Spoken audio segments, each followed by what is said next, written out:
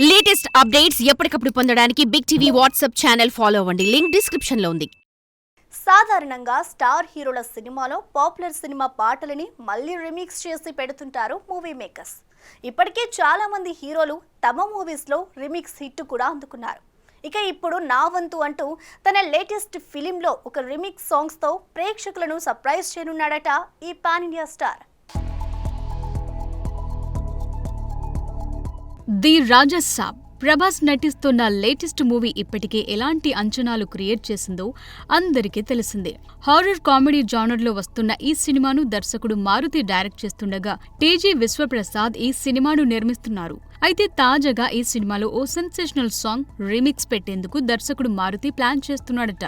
బాలీవుడ్లో 1994లో వచ్చిన ఇన్సాఫ్ అప్నే లహుసే అనే సినిమాలో హవా హవా అనే పాట అప్పట్లో సెన్సేషనల్ హిట్గా నిలిచింది. ఇప్పుడు ఈ సాంగ్ రీమిక్స్ రైట్స్ ను రాజసాబ్ మేకర్స్ దక్కించుకున్నట్లుగా తెలుస్తోంది.